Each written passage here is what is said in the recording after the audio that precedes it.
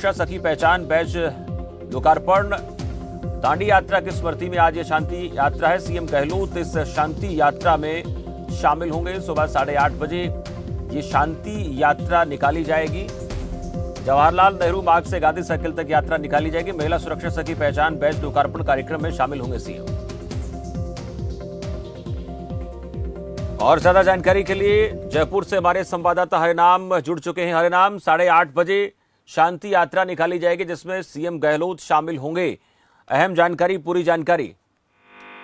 बिल्कुल संजय, मैं बताना चाहूंगा मुख्यमंत्री का आज अलग अलग कार्यक्रम किए जा रहे हैं। उन सबके बीच में अगर पहला प्रोग्राम की बात करें तो पहला प्रोग्राम 8:30 बजे स्टार्ट होगा, जिसमें अगर दांडी यात्रा की बात की जाए, अगर दांडी यात्रा की बात सुबह 8:30 बजे जेल मार्ग से लेके कई रास्तों से होते हुए अपना गंतव्य स्थान गांधी जी की मूर्ति तक जाएगी। वहीं पर यह भी देखा गया कि मुख्यमंत्री अशोक गहलोत के अलावा कई ऐसे पदाधिकारी भी होंगे जो कांग्रेस के, वो भी इसमें शामिल होंगे। विधायकों की बात करें, विधायक भी इसमें शामिल होंगे। उन्हीं के साथ मंत्रियों की बात किया जाए, मंत्री भी इस कार्यक्रम में शामिल होंगे। वहीं अगर देखा गया है, जिस शांति यात्रा की बात की जा रही है, दांडी यात्रा की बात की जा रही है, उसके एक अच्छा मैसेज देने की बात किया जा रहा है। जिस तरह से अभी कहा जा सकता है कि 5 राज्यों के चुनाव हुए हैं और उनके नतीजों को देखते हुए उन्हीं सबके बीच में एक ये कार्यक्रम देखते हुए एक कार्यक्रम किया जा रहा है। उन्हीं सबके बीच में मुख्यमंत्री अशोक गहलोत एक महिला दिवस की बात करें, महिला की बात करें, महिला कार्यक्रम के तहत एक जो बैच उन्होंने आज लोकार्पण करेंगे। उनके बीच में ये भी देखा गया है कि मुख्यमंत्री अशोक गहलोत महिला विभाग की तरफ से, महिला आयोग की तरफ से ममता भूपेश महिला मंत्री की बात करें, वो भी इसमें शामिल होंगी। कहीं न कहीं जिस तरह से महिलाओं की सुरक्षा को लेकर बात की जा रही है, उसमें का ये एक अलग मैसेज देने की बात की जा रही है। उन्हीं सबके बीच में आज एक अहम बैठक की बात मानी जा रही है। इन सब प्रोग्राम के बाद आज शाम को 6:30 बजे जो प्रोग्राम किया जाएगा, अहम बैठक की बात की जाए, मंत्रिमंडल और मंत्रिपरिषद की बैठक की अहम माना जा रहा है। अगर ये देखा गया है कि जिस तरह से 5 मंत्रिमंडल की मंत्रिपरिषद की बैठक है जिसको महत्वपूर्ण माना जा रहा है, दूसरी तरफ ये शांति यात्रा निकाली जा रही है। एकजुटता का भी कहीं ना कहीं मैसेज देने की कोशिश इसके तहत होगी क्या? क्योंकि जिस तरह से 4 राज्यों के नतीजे जो कांग्रेस के लिए हितकारी नहीं रहे हैं, 5 राज्यों की बात करें तो 5 में कांग्रेस के लिए एक बुरे स्वप्न जैसा ये रहा है। ये क्या इशारा कर रहा है? अचानक से कोई कार्यक्रम बना है या पहले से कार्यक्रम तय था? और सबसे बड़ी बात यही है कि किस तरीके से एकजुटता दिखाने की कोशिश होगी, क्योंकि कांग्रेस पार्टी में भी अंदर खाने से कुछ जगहों से विरोध के स्वर जो है लगातार उठते रहे हैं। बिल्कुल शमशेर, ये आपका बिल्कुल सवाल सही है। अगर देखा जा रहा है जिस तरह से पार्टी के अंदर खाने में लड़ाइयाँ चल रही हैं, जो एक पार्टी में 2 गुट हो चुके हैं। अगर ये भी कहा जाता है, कभी सचिन गुट की पायलट की बात की जाती है, कहीं मुख्यमंत्री अशोक गहलोत की गुट की बात की जा रही है।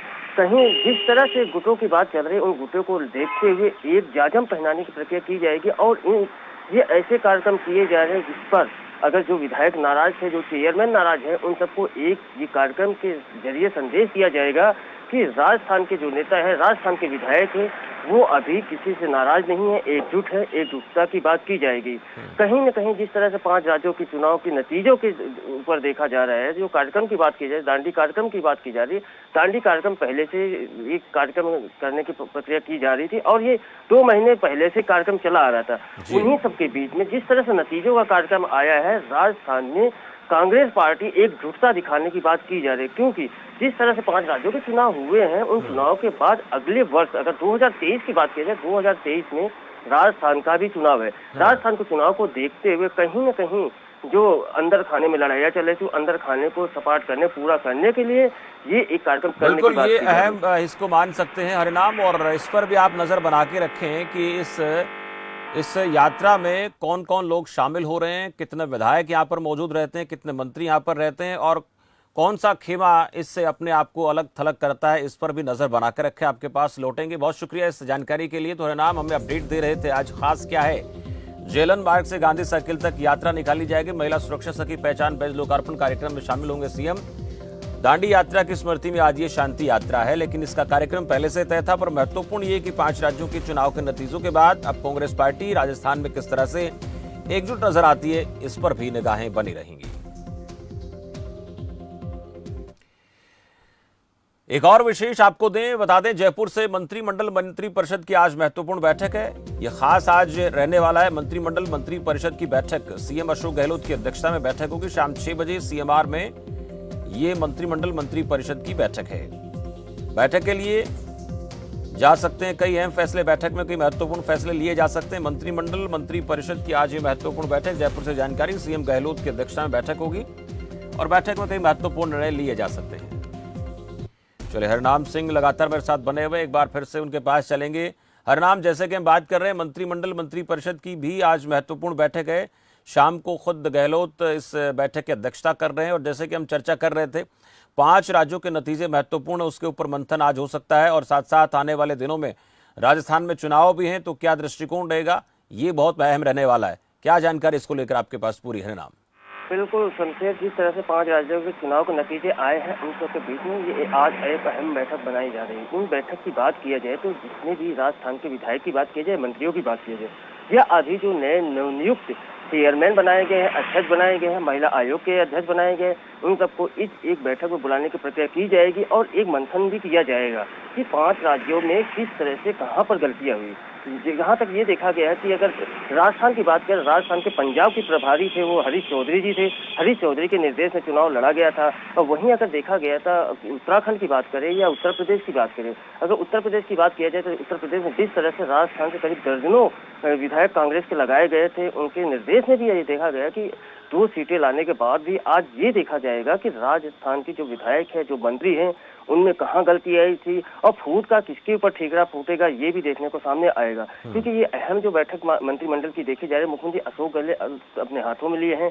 वही अगर देखा जाए, सबसे बड़ी बात ये भी देखा जाए कि ये जो बैठक होगी, इसमें अजय माकन का भी आने का प्रक्रिया पूरी की जा रही है। अजय माकन भी आने की संभावना है, अजय माकन भी आज निर्णय लेंगे। वहीं अगर देखा जाए, जिस तरह से अगर ये भी देखा निर्णय के अंदर देखा जाएगा कि अगर गलतियां हुई, जो विधायक यहाँ से गए थे, जो मंत्री यहाँ से गए थे, जिनको कमान संभाली गई थी, उनके ऊपर क्या समस्याएं हुई थी, क्या हुआ था चुनाव की, सबसे बड़ी बात की जिन लोगों को अलग अलग राज्यों में जिम्मेदारियां दी गई थी चुनाव के दौरान, हरिनाम, ये फीडबैक भी जरूर लिया जा सकता है कि हमें वहां से किस तरीके का सबक लेना है, क्योंकि कांग्रेस पार्टी के लिए किसी भी राज्य में प्रदर्शन तो बेहतर रहा नहीं और पायलट खेमे की जहां तक बात है, उसका भी कहीं ना कहीं दृष्टिकोण क्या रहेगा भविष्य में, इस पर भी राजस्थान की सियासत की केंद्रीय आलाकमान की नजरें जरूर बनी होंगी।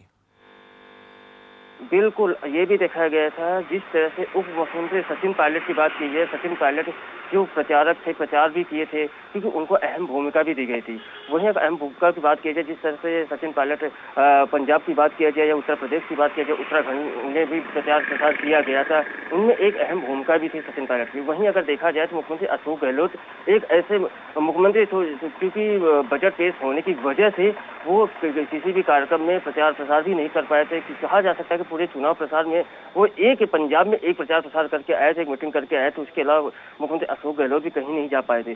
जिस तरह से अगर देखा जाए तो राजस्थान से धीरज गुर्जर की बात किया जाए या जितेंद्र भवन सिंह पूर्व मंत्री की बात किया जाए, वो भी जिस तरह से उत्तर प्रदेश में पूरे कार्यक्रम को संभाला था, चुनाव को देखते प्रियंका गांधी के साथ लगे हुए थे, कहीं न कहीं जिस तरह से देखा गया था कि चुनाव की जो जितनी बड़ी हार की बात की जा रही है, और वहीं अगर देखा जाए कि जितेंद्र भवन की बात किया जाए या धीरज गुर्जर की बात किया जाए कि जिस तरह से हार का जो ठीकरे की बात की जा रही है, अब हार का ठीकरा किसके ऊपर फूटेगा ये समझ में नहीं आएगा। अगर पंजाब की बात करें, पंजाब में जिस तरह से हार हुआ है, हरीश चौधरी ने पहले ही बोल दिया कि ये हार का जिम्मेदारी मैं ले रहा हूं। अब वहीं अगर देखा जाए राजस्थान के जो मंत्री और जो विधायक लगाए गए थे, उनमें अब ये जिम्मेदारियां कौन ले रहा है हार का, कि वो भी सबसे एक और कहीं खबर आ रही हरनाम के सचिन पायलट जो खेमा है, वो कहीं ना कहीं सचिन पायलट को आगे लाने का लगातार जो है वो आवाज बुलंद कर रहा है और ऐसी स्थिति में कहीं ना कहीं ये आवाज को और बल मिल सकता है। बिल्कुल शमशेर, ये भी कहा जा सकता है, सूत्रों के हवाले से जो खबर मिल रहा है कि क्योंकि सबसे युवा की बात जो सामने आ रहा है कि जब पिछली सरकार जब बनी थी तो सचिन पायलट तो जिस तरह से मेहनत किए थे और मेहनत करने के अलावा जब राजस्थान में सरकार बनाने की प्रक्रिया आई थी, सीटें बढ़ी थी, कहीं न कहीं युवाओं को आगे बढ़ाने की प्रक्रिया भी तेज की जा रही है। ये खाली सचिन पायलट गुट की बात नहीं कहा जा सकता, कहीं ऐसे अंदर खाने हैं जो खुलकर सामने बोलने की जहमोजहत नहीं कर पा रहे हैं, क्योंकि खुल के जहमोजहत करेंगे कि कहीं न कहीं युवाओं को सामने लाने की बात की जा रही। जब तक आप युवाओं को नहीं लेके आएंगे तब तक आपको ऐसे हार और पटकनी देनी पड़ेगी। अगर वहीं अगर देखा जाए, ये महत्वपूर्ण है कि जब तक सियासत में जिस यूथ को लेकर लगातार चर्चा होती रहती है, आने वाले दिनों में युवाओं के कंधों पर किसी भी पॉलिटिकल पार्टी की बात करें, उसका एक बोझ जो है या जिम्मेदारी जो है वो आ सकती है। ऐसी स्थितियां कांग्रेस पार्टी में बनती दिख सकती हैं, लेकिन जो पुराने कद्दावर नेता हैं वो भी कहीं न कहीं इस बात को लेकर कोशिश में रहते हैं कि या तो वो या फिर उनके परिवार का कोई सदस्य जो है कांग्रेस पार्टी का पदाधिकारी बने। लेकिन ऐसे में कांग्रेस में जो सचिन पायलट खेमा है और उसके साथ साथ गहलोत खेमा है, इन दोनों के बीच का जो टकराव है वो किस तरीके से पाटने का कांग्रेस काम करेगी और आज जो बैठक होने वाली उस बैठक में क्या निर्णय लिए जा सकते हैं, इस पर नजरें सबकी बनी रहेंगी। बहुत शुक्र हरिनाम सिंह जानकारी के लिए। तो हरिनाम हमें पूरा अपडेट दे रहे थे। फिलहाल वक्त एक ब्रेक का, ब्रेक के बाद जल्द हाजिर होते हैं।